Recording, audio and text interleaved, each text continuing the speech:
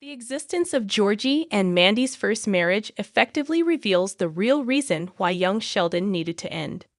Months after Young Sheldon was canceled, despite its popularity, the Big Bang Theory franchise continues with the latest installment in the evolving TV franchise. Georgie and Mandy's first marriage will follow Montana Jordan and Emily Osment's lives as parents to baby Cease. Picking up a couple of months after Sheldon's move to California, it moves forward the Cooper's story in Texas. However, it has always been clear that the spin-off wouldn't happen if Young Sheldon was still on the air. Unlike the majority of cancellations, Young Sheldon ending wasn't because of the lack of interest from the public. Instead, it was supposedly due to the Big Bang Theory canon, which mandated that at 14, Sheldon would graduate college and move to California for his postgraduate studies at Caltech.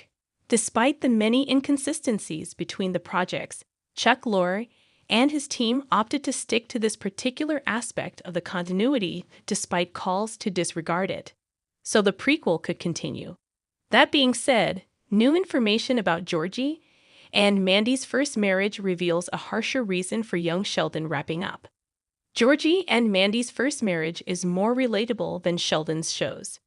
Sheldon's stories were starting to get boring in the latter years of Young Sheldon. In a noon interview, Georgie and Mandy's first marriage showrunner Steve Holland cites how the new show deviates from the previous shows in the franchise.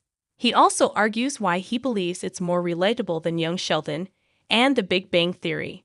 It's mainly because Georgie and Mandy's first marriage no longer centers on Sheldon. Granted that the character was entertaining and intriguing, but everything about him was heightened. That's part of his charm.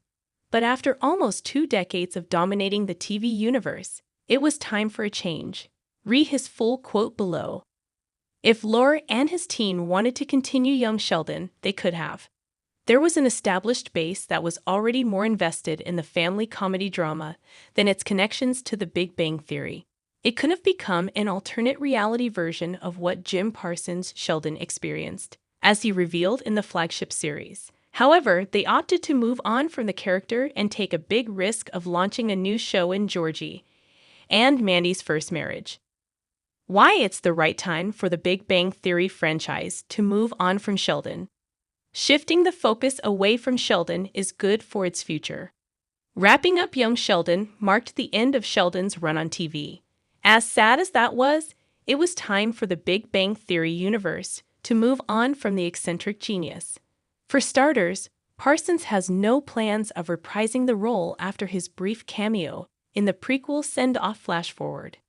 Meanwhile, there's also no interest in tackling Sheldon's first years in Caltech without Leonard and the rest of the Pasadena gang. Because of this, expanding beyond the character is the best way to ensure the universe's sustainability moving forward. Admittedly, Georgie and Mandy fronting a new show is a massive gamble. However, if it leans towards the family-focused storytelling of Young Sheldon's later years, Georgie and Mandy's first marriage has a good chance of becoming another hit. From there, the Big Bang Theory franchise can be bolder in terms of the kind of stories it wants to tell in any additional spin-off moving forward.